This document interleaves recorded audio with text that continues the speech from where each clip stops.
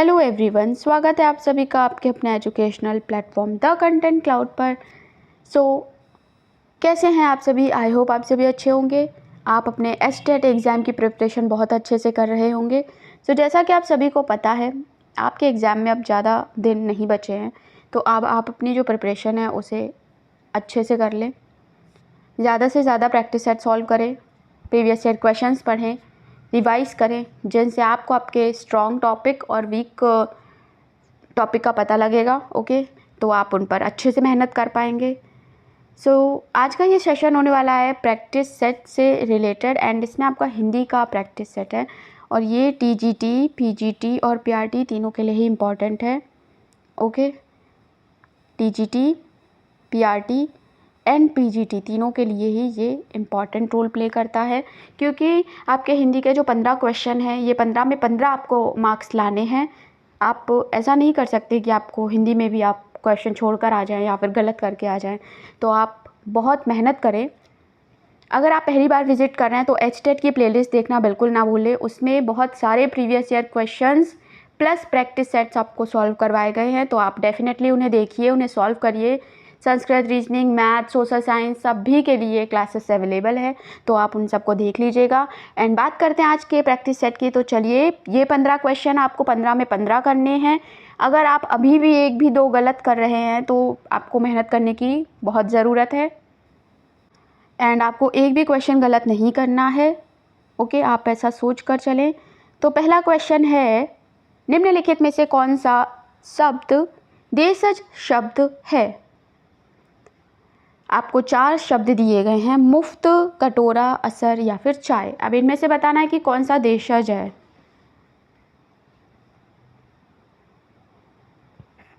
Okay,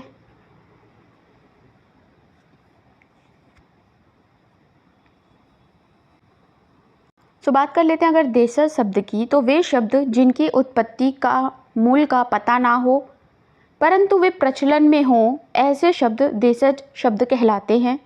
ठीक है, ये शब्द जो हैं बेसिकली वो क्षेत्रीय भाषा में प्रयोग किए जाते हैं, जैसे आपका डिब्बी, खिचड़ी, खिड़की,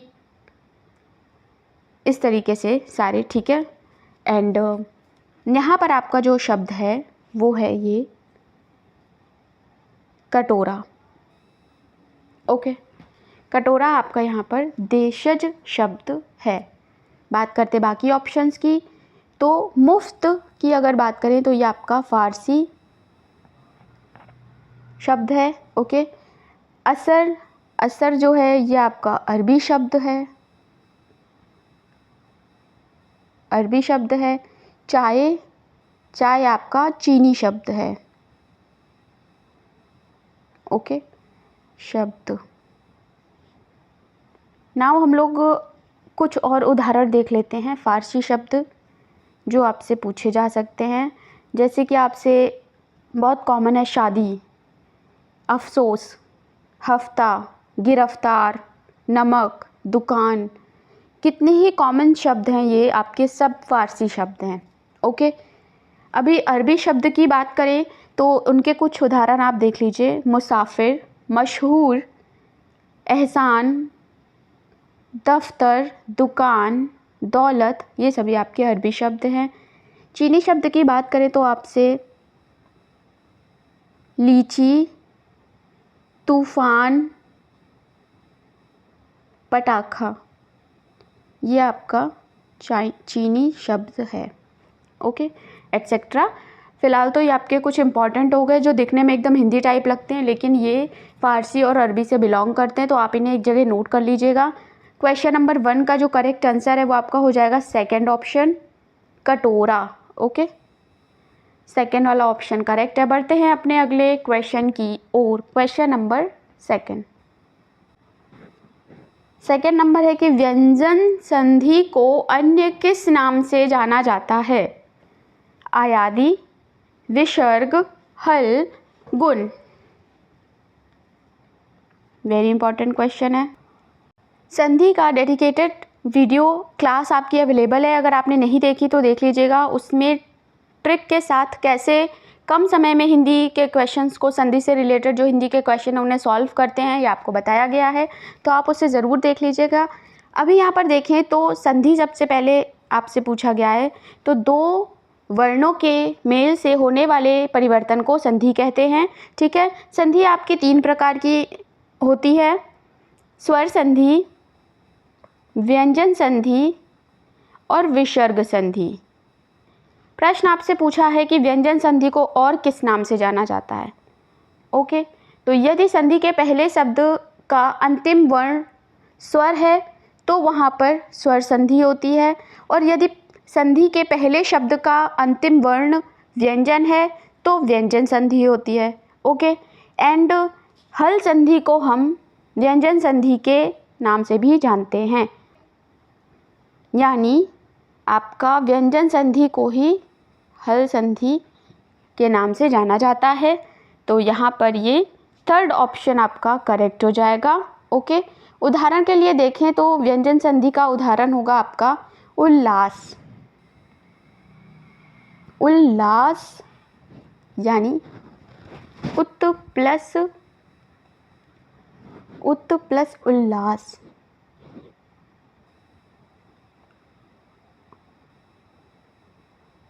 ओके, सो इस तरीके से 3rd वाला जो ऑप्शन है ये आपका करेक्ट हो जाएगा, हल संधि। नेक्स्ट क्वेश्चन की ओर हम लोग बढ़ते हैं। क्वेश्चन है, निम्नलिखित शब्दों में से कौन सा शब्द स्त्रीलिंग है। आपको ये चारों शब्द दिए हैं, इनमें से बताना स्त्रीलिंग कौन सा है।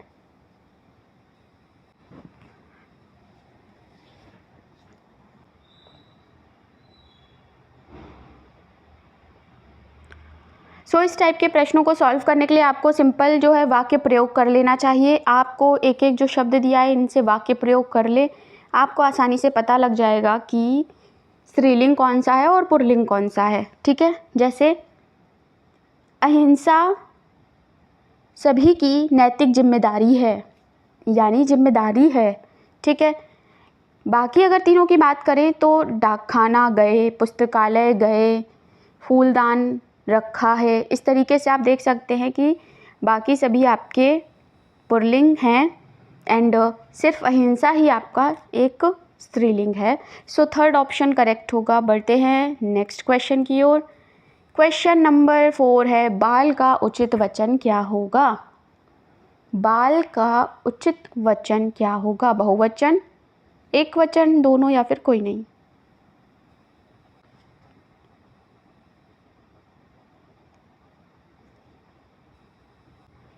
सो अगर बात करें पुल्लिंग, एक वचन, बहुवचन की, तो आपने पढ़ा होगा कि कुछ पुल्लिंग शब्द ऐसे होते हैं जो हमेशा बहुवचन रहते हैं।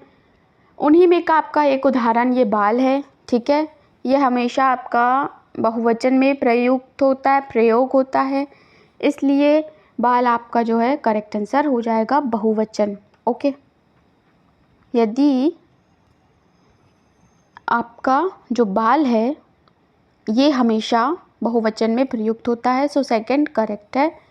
नेक्स्ट क्वेश्चन है, कपीस और कपीस का सही युग्म क्या होगा। एक क्वेश्चन तो आपसे ज़रूर पूछा जाएगा ऐसे युग्म वाला।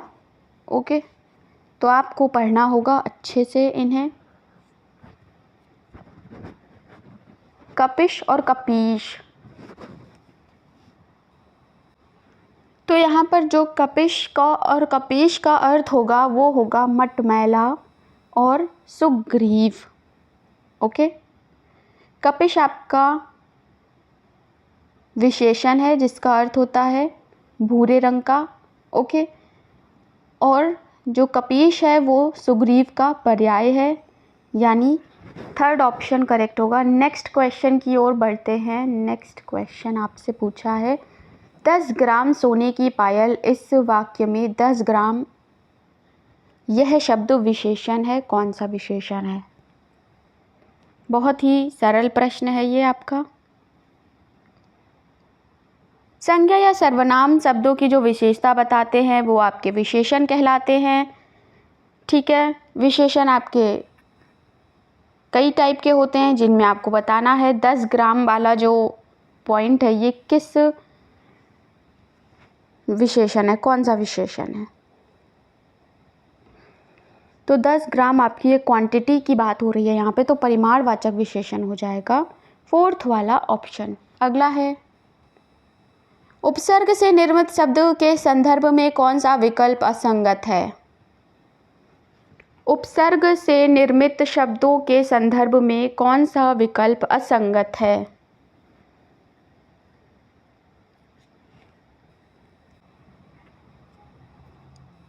प्रमुख, chief secretary, chief minister, chief engineer,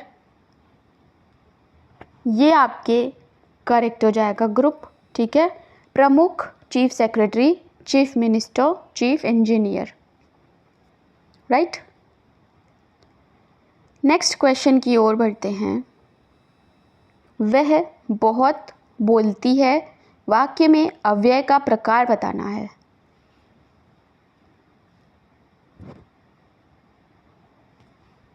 स्थानवाचक क्रिया विशेषण, रीतिवाचक क्रिया विशेषण, कालवाचक या परिमाणवाचक।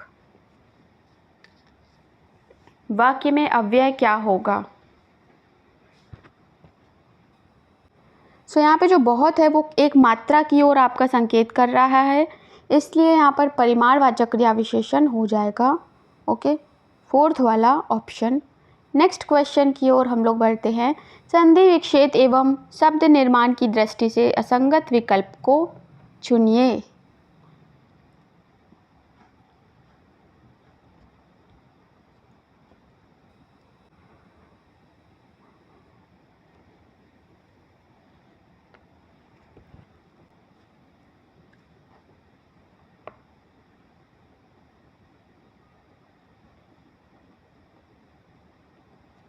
एक बार सभी ऑप्शन को हम लोग देख लेते हैं बारी बारी से।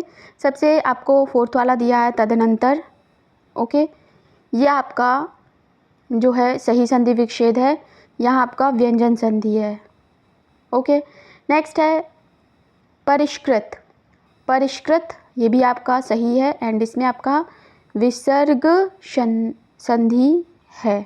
ठीक है, नेक्स्ट है आपका विषैक्य।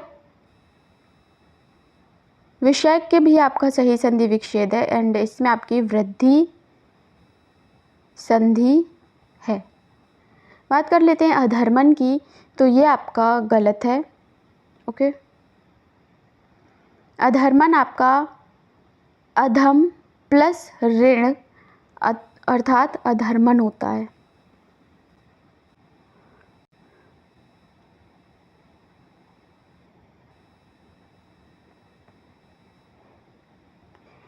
यह आपका रा माँ के ऊपर नहीं णा के ऊपर होना चाहिए था। ठीक है, सो इस तरीके से आपका ये सेकेंड वाला जो ऑप्शन है ये करेक्ट हो जाएगा। बढ़ते हैं अपने अगले क्वेश्चन की ओर। क्वेश्चन है, श्री गुरु चरण सरोज रज निज मनु मुकुर सुधार, इन पंक्तियों में प्रयुक्त छंद का नाम बताइए।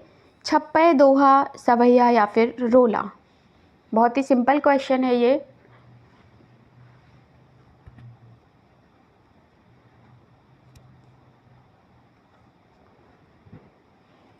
यहाँ पर करेक्ट आंसर हो जाएगा दोहा। ओके, दोहा आपका एक मात्रिक छंद है, 13-11 मात्राओं का यहाँ पर होता है यूज़। ठीक है, 4 इसमें चरण होते हैं, राइट, एंड ये आपका मात्रिक छंद है।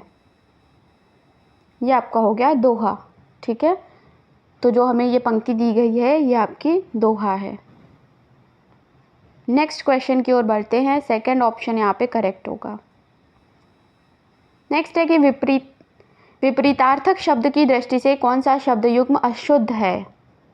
ऑपोजिट्स दिए गए हैं तो इनमें बताना है कौन सा अशुद्ध है। सदाशय, निराशय, सामायिक, असामायिक, स्वीकिया, परकिया, स्मरण, विस्मरण।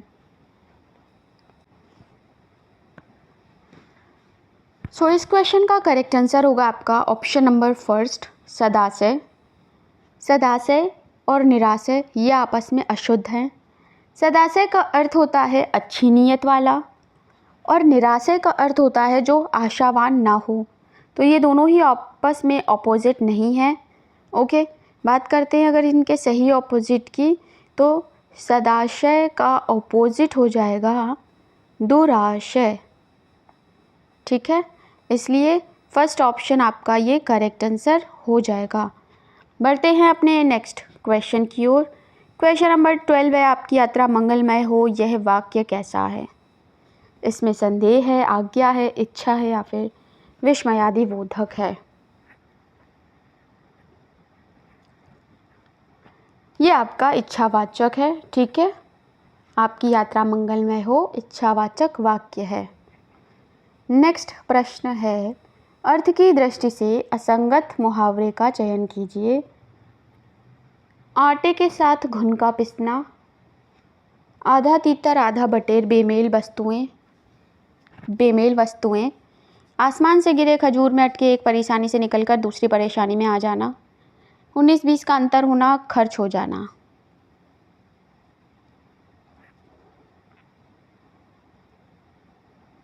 तो यहाँ पर करेक्ट हो जाएगा फोर्थ वाला ऑप्शन, ओके। 19-20 का अंतर होना अर्थात थोड़ा बहुत अंतर होना, ओके, ना कि खर्च हो जाना, यानी थोड़ा सा अंतर होना, ओके। नेक्स्ट है क्वेश्चन नंबर 14 है, किस वाक्य में कर्मवाच्य नहीं है? कर्मवाच्य बताना है किस वाक्य में नहीं है। वाच्य से रिलेटेड आपका कंप्लीट क्लास अवेलेबल है, अगर आपने नहीं देखी तो देख लीजिएगा, हिंदी प्लेलिस्ट में आपको वो मिल जाएगी, ओके, जिसमें आपको वाच्य को ट्रिक के साथ बताया गया है। वाक्य में कर्मवाच्य नहीं है, वो है आपका बालक खिलखिलाकर हंस रहा था। थर्ड वाला जो है इसमें आपका कर्मवाच्य नहीं है, इसमें है आपका कर्तृवाच्य, ओके। नेक्स्ट क्वेश्चन है, अल्प प्राण वर्ण होता है प्रत्येक वर्ग का? पहला चौथा तीसरा, चौथा पांचवा पहला, पहला तीसरा पांचवा या फिर पहला दूसरा पांचवा। इस क्वेश्चन को हम सभी ने बहुत ही, जब हम हिंदी पढ़ना शुरू करते हैं तभी एकदम डिटेल में पढ़ लेते हैं, लेकिन ये कन्फ्यूज़न इसमें बहुत होती है, ओके। अल्प प्राण कौन से वर्ण होते हैं? पहला चौथा तीसरा,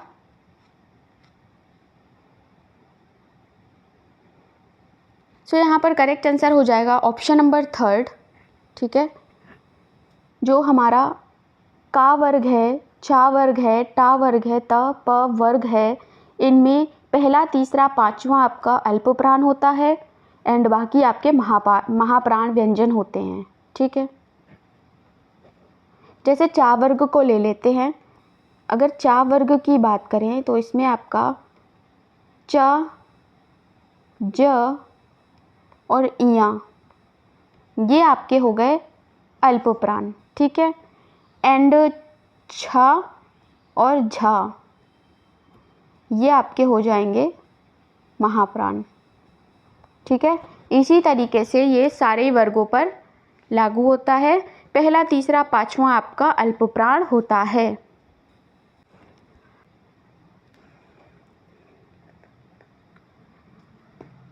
सो यहाँ पर फिनिश हो जाते हैं आपके हिंदी प्रैक्टिस सेट के ये 15 क्वेश्चन। आपके 15 में कितने क्वेश्चन सही हुए, कितने आपको पहले से आते थे, कमेंट सेक्शन में बताना बिल्कुल भी ना भूलिएगा। मिलते हैं नेक्स्ट क्लास के साथ, तब तक के लिए क्लास को शेयर कर दीजिएगा, लाइक कर दीजिएगा। Thanks for watching.